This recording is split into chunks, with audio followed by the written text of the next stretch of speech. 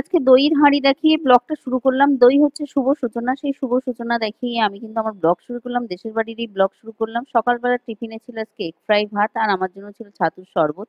তো সকালে টিফিন খেতে খেতেই গল্পটা করি। ছোট্ট বাইনের আজকে খুব মন খারাপ। মন খারাপের কারণটা এবার বলি। ছোট্ট বাইনের মন খারাপের কারণ, আজকে আমরা চলে আসবো। এতদিন ছিলাম দেশের বাড়ি, দেশের বাড়ি থেকে আজকে বাড়ি ফিরবো। রাতে ট্রেন আছে, রাতের ট্রেনে বাড়ি চলে আসবো। তার জন্য ছোট্ট বাইনের খুব মন খারাপ।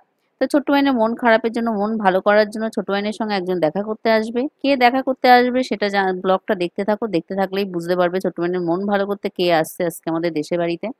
তো এখানে রান্না বান্নার প্রস্তুতি চলছে। তো এখানে বেলে মাছের ঝাল করব, সরিষা বাটা দিয়ে বেলে মাছের ঝালটা করছি। আর দেশের বাড়িতে কিন্তু টাটকা মাছগুলো আমরা খেতে পারি। দেশের বাড়ি গেলেই আমরা এই যে টাটকা মাছগুলো দেশের বাড়ি গেলেই পাওয়া যায়। এখানে আমরা যেখানে থাকি সেখানে কিন্তু এতটা টাটকা মাছ কাঠের জালে মাংসটা রান্না করব। তার জন্য আলুগুলো ভেজে নিচ্ছি। আর কাঠের জালে রান্না কিন্তু খুব সুন্দর টেস্ট আসে। তো এখানে সবকিছু দিয়ে দিচ্ছি, এই যে পেঁয়াজ কুচি, টমেটো কুচি, আর চিনি দিচ্ছি কিন্তু টেস্টের জন্য। যারা চিনি পছন্দ করে না তারা কিন্তু স্কিপ করে যাবেন। আর মাংসটা তো লেবু আর লবণ হলুদ দিয়ে একটু মাখিয়ে রেখে দিয়েছিলাম 1 ঘন্টার জন্য। এইভাবে মাখিয়ে দিলে মাংস একটু নরম হয়। যেহেতু প্রেসার কুকার ইউজ করবো না, ওই জন্য লেবু আর লবণ হলুদ দিয়ে মাখিয়ে রেখেছিলাম, 1 ঘন্টা রেস্টে রেখে দিয়েছিলাম। তারপরে এইবারে দিয়ে দেবো আদা রসুনের পেস্টটা, এবার দিয়ে দেবো। দিয়ে ভালোভাবে কষিয়ে নেব এটা।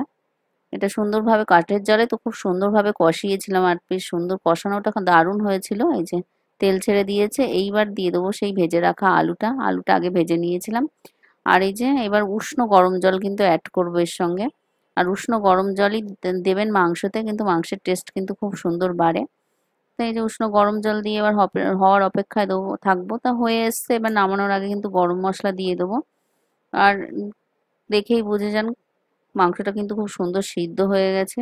কারণ আমি কিন্তু প্রেসার কুকার ইউজ করিনি, কাঠের জালায় আস্তে আস্তে করেছি। এই যে ফুল লুকটা এবার দেখায় কেমন হয়েছে লুকিংটা। তো এইবার সব, বাবা তো টাইমে খাই, খেতে দিয়ে দেবো। মেনুতে কি কি আছে বলি। ডাল ছিল, আর কুমড়ো ভাজা ছিল, মাছের ঝাল ছিল, এটা মিষ্টি কুমড়ো ভাজা, মাছের ঝাল ছিল, আর বাবার জন্য একটু সবজি ছিল, সবজিটা বাবাকে দিয়ে দিয়েছি। তো এই যে দেখা করতে কে এসছে এইবার বলি। দেখা করতে চলে এসছে ছোট্ট বাবিনের মামা। ছোট্ট বাবিন খুব খুশি, এবার মনটা যতটা খারাপ ছিল তত থেকে ডবল ভালো হয়ে গেছে, মন এত খুশি মামাকে পেয়ে। তো এখানে সব খাওয়া দাওয়া হচ্ছে। ছোট্ট বাইন এখন কি বলছে, এখন খাবো না, পরে খাবো, খিদে নেই। কারণ ছোট্ট বাইন পুরো টেবিলটা নিজেরা দখল করবে, কারণ কার্টুন দেখবে আর খাবে। আর এখন সবার সঙ্গে বসলে কার্টুন দেখা হবে না, সেটা ওরা জানে, ওই জন্য বলছে এখন আমরা খাবো না। তো বাবা আগে বসেছিল, তো বাবাকে আগে দই দিচ্ছি, লাস্ট পাতে দই। তো বাবা দই দিয়ে ভাত মেখে খাবে, তারপর সবাইকেই দই দিয়ে দেবো। এই যে সব খাওয়া হয়ে যাচ্ছে। তো এখন ছোট্ট বাইন বসেছে খেতে। ছোট্ট বাইন ওই যে বললাম না, টেবিলটা দখল করবে, মোবাইলটা রাখবে, এইসব মনের মধ্যে আছে, ওই জন্য সবার সঙ্গে বসেনি। আর বাবা দাদা মামার সঙ্গে বসলে এটা হবে না, জানে ওরা। তো ছোট্ট বাইনের খাওয়ার পরে আমি আর ছোট্ট বাইনের ঠাম্মা খেয়েছিলাম। তা ছোট্ট বাইন এখন খাচ্ছে। আর এই যে খাওয়ার পরে আমাদের মেন ব্যাপার, এটা আমাদের গাছের পান, মিঠা পাতার পান। এটা কিন্তু খুবই সুন্দর লাগে। খাওয়ার পরে যখন খাই খেতে খুব ভালো লাগে। তো এখন তুলছি, মিঠা পাতার পান খাবো।